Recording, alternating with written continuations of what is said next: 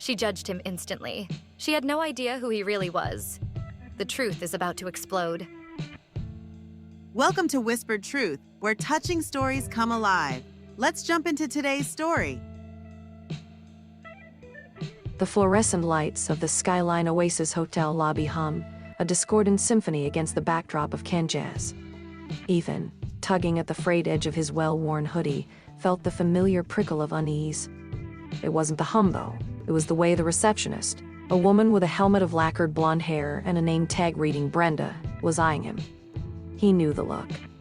He'd seen it 1,000 times in convenience stores, on sidewalks, even in the goddamn grocery aisle. The subtle appraisal, the almost imperceptible tightening of lids, a judgment passed before a single word was spoken. Ethan was used to being seen, but not really seen. He was just another young dude with ripped jeans and slightly too long hair, a walking cliché of youthful rebellion to be carefully, quietly, pushed to the side.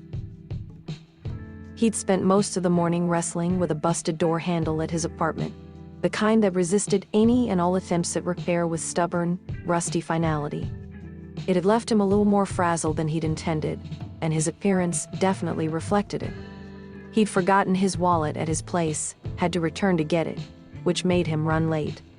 That was the reason he'd looked like he was coming off a rough night. In his backpack, however, nestled among his laptop, and a tattered copy of Meditations, were the keys, both literally and figuratively, to this entire building. To every building in this chain, scattered across the country, like digital pins on a map only he could fully see. "Reservation for, Ethan Cole?" he said, his voice a little rougher than normal. He pushed the name across the counter to Brenda, whose perfectly manicured nails tapped impatiently on the keyboard. He hoped the name on the screen was just as unremarkable as he knew it to be. He didn't want any surprises, not here, not today. He just needed a quiet room, maybe a decent shower, and some time to clear his head before the day got any more complicated. Brenda's gaze didn't meet his. She was fixated on her screen, her brow furrowed like she was deciphering hieroglyphics. "One moment," she said, her voice clipped, lacking even a hint of cordiality. Ethan watched her, an unwelcome flicker of irritation sparking inside him. This was his place, at least indirectly. Every meticulously chosen piece of furniture, every precisely placed light fixture, every thread in the carpet, he had okayed all of it. He had even argued over the color scheme of the lobby, wanting a neutral palette that was both inviting and calming. Yet here he was, feeling like he was an intruder, like he didn't belong. Brenda finally looked up, her expression not a welcoming smile, but an almost visible grimace. "I'm sorry," she said, her voice tight. "There seems to be no reservation under that name. Are you sure you have the correct hotel? We're the Skyline Oasis, not some motel off the highway." Her tone suggested that the latter was where he really belonged, a place for people like him, not somewhere like this. Ethan's jaw tightened. This was it, the subtle dismissals, the easy assumptions that made his skin crawl. He felt the familiar rise of anger and disappointment, a toxic cocktail that had been simmering in him for years, a constant reminder of the world's ability to judge without knowing a thing. "I made the reservation online this morning. It was definitely for here, the Skyline Oasis on Elm Street," he said, his tone measured, trying to keep his voice level. He pulled out his phone, displaying the confirmation email. "See, Ethan Cole, reservation for tonight. I even prepaid." Brenda glanced at the screen, her gaze flicking back to him, still unimpressed.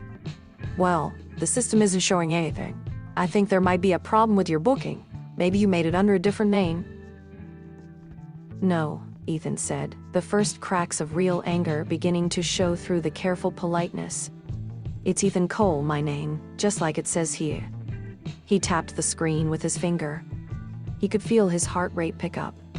This was exactly the kind of situation he had tried to avoid when he chose this line of work, when he started this company, when he decided to change the family business for good. "Look," Brenda sighed, as if exasperated with him.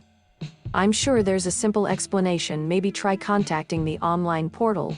I can't help you if there's nothing in our system." She gestured to the line of other guests forming behind him. "Maybe next time try calling." Her voice was dripping with sarcasm. Ethan felt the weight of their stares on his back. He hated this. He hated being made to feel small, being treated like he was a stain on this pristine, carefully curated image. "Fine," he said, his voice quiet, the fight draining out of him. He couldn't bear another moment under her scrutiny. "I'll just go." He turned, feeling the sting of injustice burn in his chest. As he walked out the sliding doors, he could feel Brenda's eyes on him, a small triumphant smirk on her lips. He walked to his car, feeling the weight of disappointment settle heavy on his shoulders. He didn't understand how he, the sole owner, could be treated so poorly within his own business, and then a sudden understanding hit him. He took a deep breath, opened his car door, and then he started the engine. It wasn't just Brenda, was it? She was just a reflection of a deeper rot. This wasn't simply about a lost reservation. It was about the underlying assumptions people made, the quick judgments that defined their interactions. It was about how someone like him, with slightly too long hair and worn clothes, could be so easily dismissed. He pulled out of the car park, the lights of his hotel reflecting back at him. He wanted to turn around, go back in, and demand some respect, show her who he really was, but something stopped him. He knew this wasn't a situation that could be solved in the heat of the moment. He needed to plan this out, and he had some ideas. He glanced at the rearview mirror at his own reflection, the weariness in his eyes mirrored by his tired expression. A plan began to form, something that was far more satisfying than a simple argument. A slow, deliberate smile began to creep across his face. He knew he could easily show her her place, but that was not the point. He was going to change things. He drove home, the hum of the engine a counterpoint to the buzz of ideas swirling in his head. The image of Brenda's dismissive smirk lingered, fueling his resolve. He wasn't just going to get his reservation, he was going to change this place from the ground up, starting with her. Ethan's apartment was a stark contrast to the sterile perfection of the skyline oasis. Exposed brick walls, mismatched furniture, and stacks of books on the floor gave it a lived-in, almost chaotic feel. He tossed his backpack onto the worn leather couch and headed straight for the kitchen, pulling a bottle of lukewarm water from the fridge. He took a long gulp, the cool liquid doing little to soothe the burning frustration that still simmered beneath the surface. The incident at the hotel had unearthed something deeper, a wound he thought he'd long since healed. He stared out the window at the city skyline, the lights of the skyscrapers twinkling like distant, unreachable stars. He had spent a good portion of his life wanting to become one of those skyscrapers, someone to be looked at with awe and respect, a beacon of success. His parents, though, hadn't really shared that dream. They'd built the hotel chain from the ground up, starting with a small family-run motel on the side of a dusty highway. They'd always emphasized hard work, authenticity, and treating everyone with kindness, regardless of their background.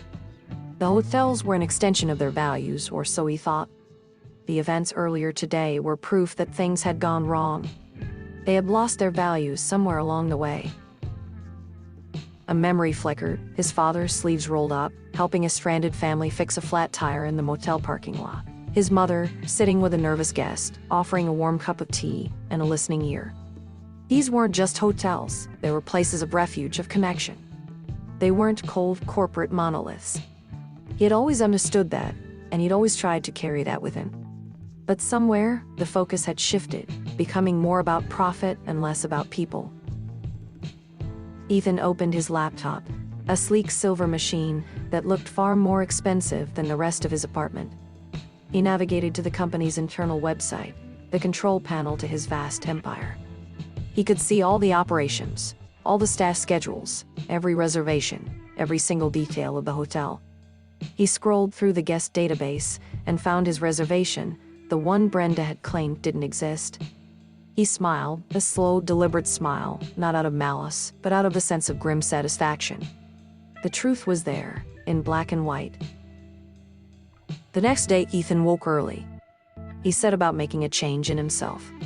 No longer would he present himself the way he usually did. He was going to embrace his true potential and show Brenda and the other staff what he was capable of. He spent hours in his wardrobe, looking for the perfect attire. He settled on a tailored, navy suit, crisp white shirt, and a silk tie, shoes polished to a mirror shine. He felt like a different person, the casual, unassuming version of himself a distant memory. He surveyed his reflection. Gone was the scruffy, dismissible young man. He looked every bit the part of the CEO he was. He ran a hand through his hair, smoothing it back. He felt powerful, in control, but underneath it all was a hum of nervous anticipation. He arrived at the Skyline Oasis at precisely 10:00 a.m., a time he knew the staff would be in full swing, just as he wanted it. This time, he wasn't alone. Two figures flanked him: Sarah, his sharp, no-nonsense head of operations, and Marcus, the company's ever-reliable legal counsel. Both were dressed impeccably, their presence exuding an air of quiet authority. They were walking, talking representation of power, a striking contrast to the solitary figure who had walked through the doors the day before. He strode through the sliding doors of the hotel, the clack of his polished shoes echoing through the lobby. Brenda was there, behind the counter, looking exactly the same, her fake smile plastered on her face. When she saw Ethan, she frowned. She probably did not recognize him. Good. Wait! Sorry to interrupt you, but please subscribe to our channel Whispered Truth and reach the goal of 1,000 subscribers. Your subscribe and like helps us a lot. And comment your favorite part. Now let's get back to the story. Good morning, Ethan said, his voice smooth and confident, the contrast to his previous tone not lost on Brenda. She looked up at him, her eyes widening in surprise as she took in his transformation. This wasn't the disheveled young man from yesterday. This was someone entirely different. "May I help you?" she asked, her usual arrogance replaced with a hint of uncertainty. "Yes," Ethan said, his gaze unwavering. "I'm here to see the manager. I believe he is free around this time." He looked at the hotel lobby around him, as if he were sizing it up. Brenda's face flickered into a small amount of panic. "And your name?" she asked, her voice now more cautious. "Ethan Cole," he said, clearly enunciating each syllable. He watched as a flash of recognition crossed Brenda's face, followed by a clear look of panic. Her eyes darted nervously between him and his two colleagues, a silent acknowledgement of the power dynamic that had shifted. "Oh, Mr. Cole, I didn't realize." Her voice was barely a whisper. "Perhaps you should have," Sarah said, her voice sharp. Brenda looked at her with fear.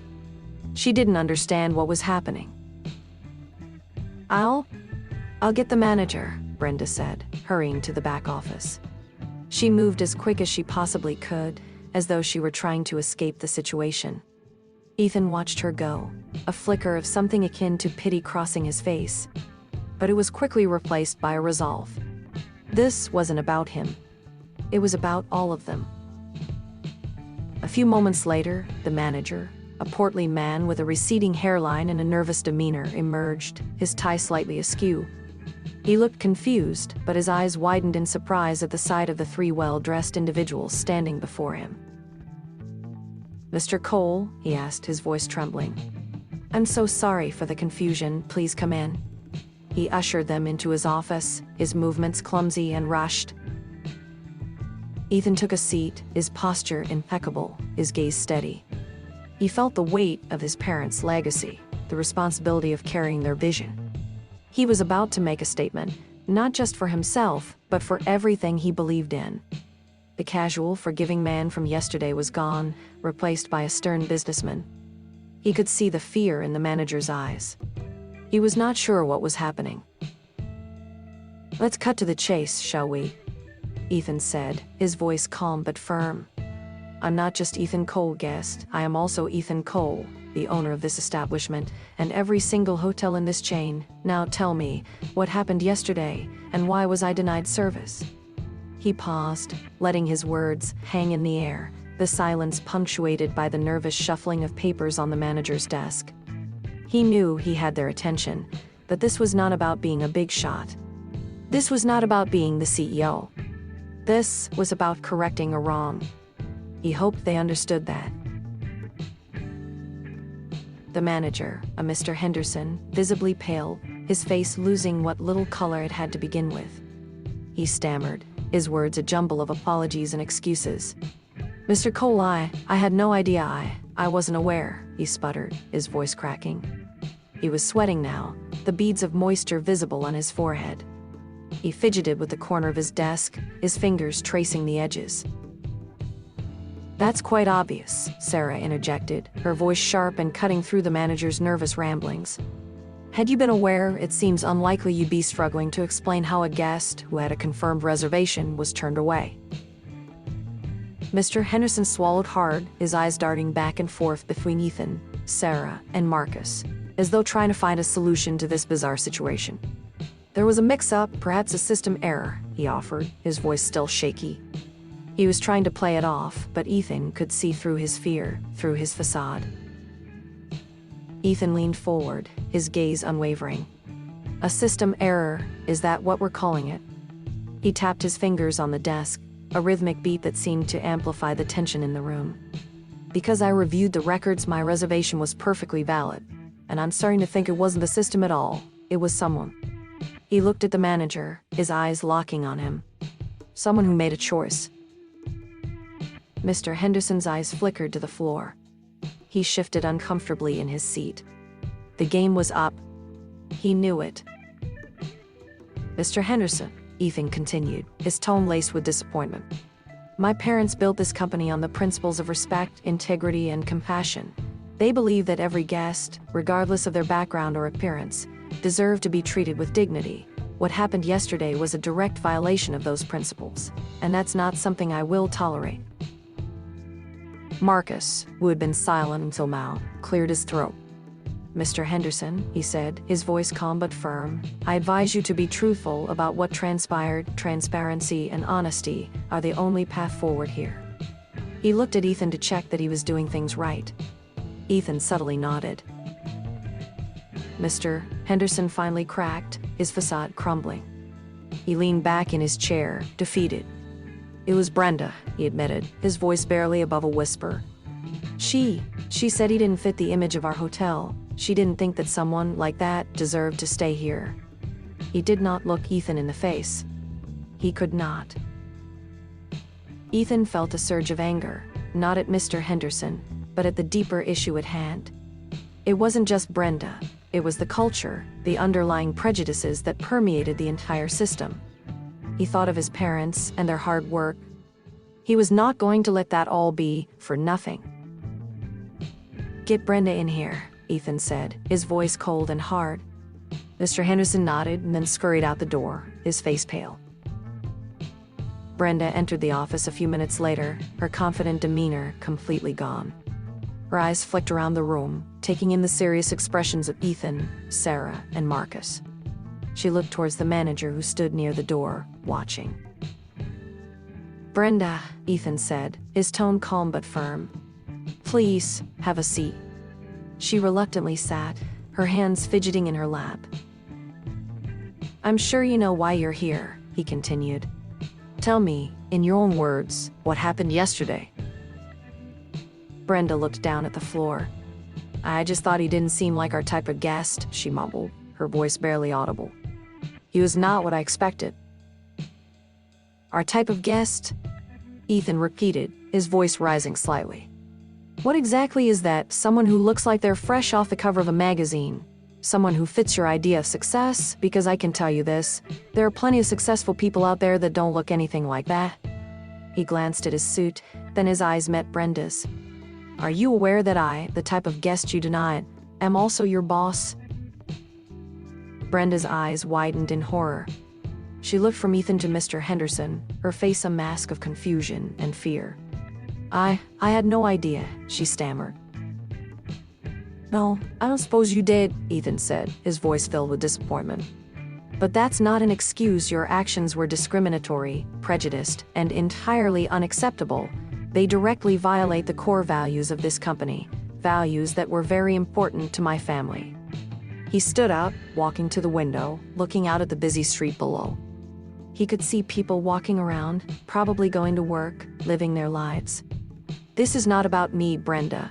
This is about the kind of company we are, or rather, the company we should be. He turned back to her. You are fired, Brenda, effective immediately, and I'm going to make sure that this doesn't happen again. Brenda gasped, her eyes filling with tears. But I didn't mean to, she cried.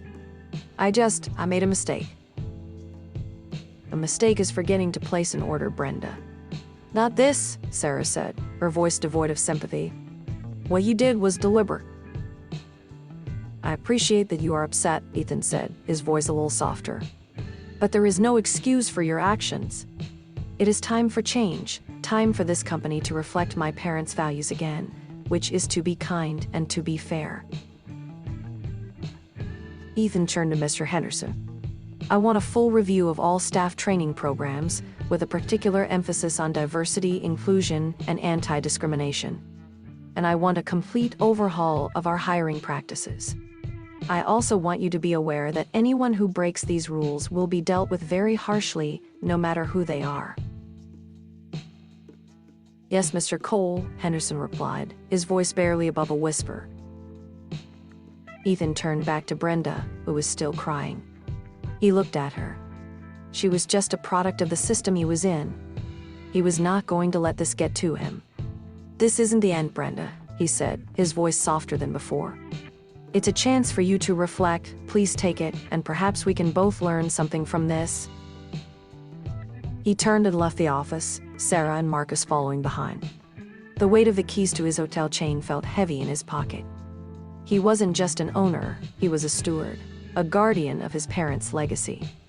And he was going to do everything in his power to make sure that legacy wasn't tarnished by prejudice and hate.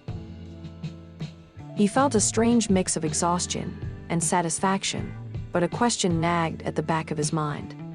Was this enough? Could he truly change the culture of an entire company with a few firings and policy changes? Or was there something more, something deeper, lurking beneath the surface? He turned back towards Mr. Henderson's office, seeing Brenda sitting still crying, and then her face changed, a flash of anger and hatred briefly crossing her face. It was then he knew this was not going to be as easy as he had initially hoped.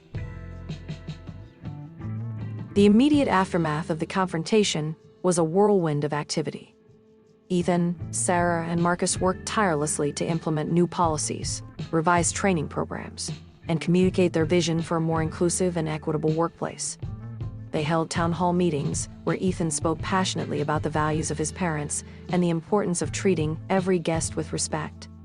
The staff, initially hesitant, seemed to respond positively to his message, a mix of relief and cautious optimism spreading through the ranks. There was a sense of change in the air, a feeling that things were finally moving in the right direction. Ethan, at least, hoped so. But beneath the surface of this seemingly smooth transition, a subtle unease began to grow. It started with small, almost imperceptible incidents, a booking inexplicably canceled, a piece of equipment mysteriously malfunctioning, a critical review appearing online with suspiciously specific details. At first, they were dismissed as minor glitches, hiccups in the system. But as the frequency and severity of these occurrences increased, a sense of paranoia began to creep in. Ethan, always acutely aware of the undercurrents, felt the shift in energy, the subtle sense of sabotage. He spent late nights poring over the company's IT logs, searching for anomalies, looking for any sign of foul play. He would sometimes spend hours in the hotels, speaking with the staff, asking them if everything was okay. He had always trusted his employees, but he could not shake the feeling that they were not telling him everything. He'd seen how swiftly Brenda's feigned vulnerability had turned to something else. He had a bad feeling. It was Sarah who finally pieced the puzzle together. She discovered that a former manager, a man named Richard Thorne, who had been fired a few years back for similar discriminatory behavior, was the source of the disturbances. Richard was a relic of the old guard, a staunch believer in the outdated and prejudiced practices Ethan was trying to eradicate. He had never accepted his dismissal and had been harboring a deep resentment ever since. Ethan, although sad, was not surprised. He knew that there would be those people who would be unable to move forward. Ethan, Sarah, and Marcus gathered in his office, their faces grim. The tension was thick enough to cut with a knife. "Thorne is behind the disruptions," Sarah said, her voice tight with anger. "He's been using a network of disgruntled ex-employees to sabotage us from the inside. He's been doing all he can to make us look bad, spreading rumors, and even going as far as messing with our computer systems." "It figures," Ethan said, his jaw clenched.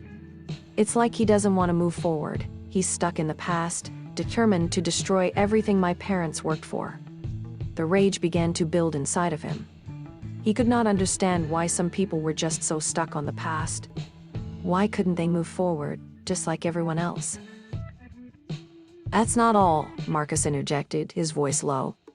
"We've also uncovered evidence that Thorne has been collaborating with a rival hotel chain, the Grand Imperial, who have had a long-standing feud with your family." Ethan's blood ran cold. The Grand Imperial was run by a man named Vincent Sterling, a ruthless businessman known for his unethical tactics and cutthroat approach. He had always been a thorn in the side of Ethan's family, a constant source of competition and animosity. He had heard many stories from his parents about the man. He had always disliked him, and it seemed that that dislike was mutual. "Sterling?" Ethan said, his voice a low growl. "That son of a bitch, I knew that he was involved somehow." The connection was clear now. Thorne was Sterling's pawn, a weapon aimed at destabilizing the Skyline Oasis from the inside. A flashback washed over him. He was a young boy, sitting in his father's office, listening to him talk about Sterling's underhanded business practices, the subtle ways he would try to undermine them. Ethan's father had always told him that integrity and kindness would always win out in the end. He was determined to make that happen, even now. He was going to make sure that his father was right. The realization hit him hard. This wasn't just about a disgruntled former manager. It was a coordinated attack, a calculated attempt to destroy everything he and his family had worked so hard to build. He had been naive to think that things would be so easy. He should have known that there were people out there, like Sterling, who would stop at nothing to bring him down. He felt a surge of determination, a fire igniting within him. He would not be intimidated. He would not back down. He would fight back, not with the same underhanded tactics, but with the truth, with transparency, and with the unwavering belief in the values he held so dear. "We're going to expose them," Ethan said, his voice hard. "We're going to reveal Thorne's and Sterling's actions to the world. We're going to show them that their underhanded tactics won't work." Sarah nodded, her eyes blazing with determination. "We'll gather all the evidence we have, and we'll file a lawsuit against Thorne and Sterling for defamation, sabotage, and breach of contract." Marcus added, "I'll also notify the relevant regulatory bodies about Sterling's unethical practices. We'll expose him for the fraud he is." Ethan looked at his team, his heart swelling with pride. He had assembled a group of people who believed in his vision, who were willing to fight for what was right. He was not alone in this battle. But as he looked at them, a nagging thought persisted. How deep did this conspiracy go? Were there other people involved? Were there other threats he wasn't aware of? He couldn't shake the feeling that they were walking on thin ice, and that at any moment, the floor could give way beneath them. He was also aware that his battle with Sterling may not be over, and that in all likelihood, this would be an ongoing battle. He looked back at the skyline, the lights of the city reflecting in his eyes. He had come a long way from the young man in a hoodie, the one that was denied service at the front desk. But he was now, once again, in a new situation, with new obstacles to overcome. He had to be ready. He had to be prepared. The legal battle against Richard Thorne and Vincent Sterling was a grueling, protracted affair. Ethan and his team meticulously gathered evidence, piecing together the intricate web of sabotage and smear campaigns that Thorne and Sterling had orchestrated. They worked tirelessly, fueled by a mixture of righteous anger and an unwavering belief in their cause. The media, initially skeptical, gradually began to take notice, drawn to the story of a young CEO fighting against the old guard, the forces of prejudice and greed. The narrative was compelling, a David versus Goliath tale that resonated with the public. Sarah, with her meticulous attention to detail, exposed Thorne's network of disgruntled ex-employees, revealing the extent of their sabotage efforts. Marcus, with his sharp legal mind, presented a compelling case, highlighting the unethical and illegal practices of Sterling and the Grand Imperial. The weight of evidence was overwhelming, leaving Thorne and Sterling with little room to maneuver. The pressure was mounting, both legally and in the court of public opinion. Ethan, while immersed in the legal proceedings, remained steadfast in his commitment to the values he had instilled in the Skyline Oasis. He made a point of visiting every hotel in the chain, speaking directly to the staff, listening to their concerns, and reinforcing his message of inclusivity and respect. He wanted to ensure that the changes he was implementing were not just surface level, but deeply embedded in the company's culture. He didn't want a repeat of Brenda. He needed everyone to understand the new rules, and he needed everyone to understand that the past was over. He also began to actively promote the hotel's new ethos, using social media and various advertising platforms to showcase the welcoming and accepting atmosphere he was trying to cultivate. He shared stories of real guests from all walks of life who had experienced the positive impact of the changes. The response was overwhelmingly positive, with guests expressing their appreciation for the hotel's commitment to diversity and inclusion.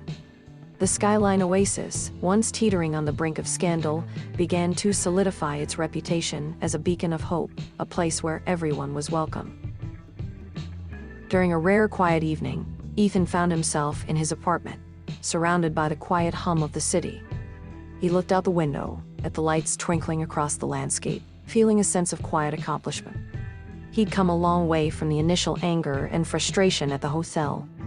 He realized that he'd started this process as an act of revenge, but it had evolved into something more profound. It had become a mission, a deeply personal commitment to honor his parents' legacy and create a better future for his company, and ultimately, the world. The court verdict came a few weeks later. Thorne was found guilty of sabotage, defamation, and breach of contract, facing a hefty fine and a prison sentence.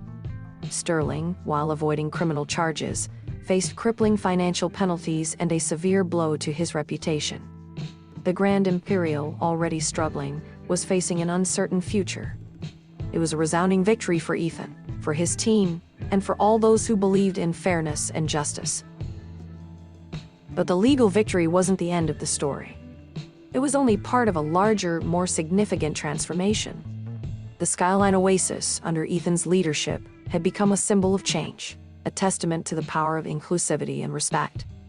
The hotel chain had not only recovered from the scandal, but had emerged stronger, more resilient, and more committed to its core values.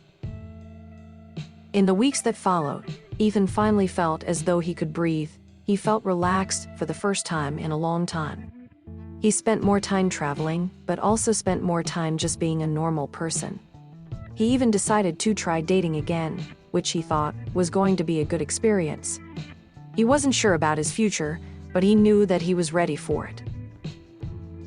He did sometimes think about Brenda. He had no idea where she was or what she was doing, but he did hope that she was learning. He also sometimes thought about Sterling, and he knew that the feud between them was not over. He knew that it would continue. But Ethan was ready for it.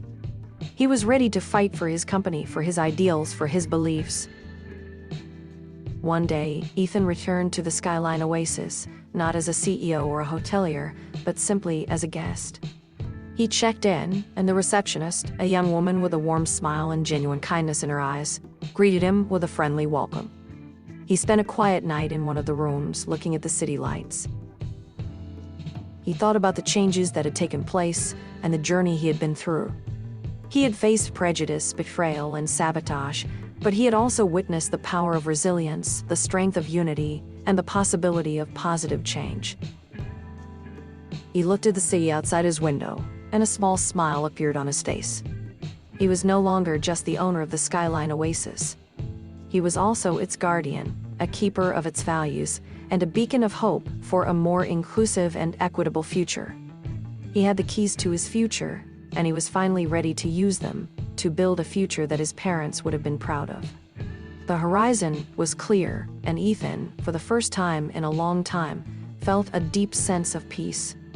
He looked at the city lights, and then he closed his eyes. Hey, want to listen to another best story? Then click the floating video and subscribe for more.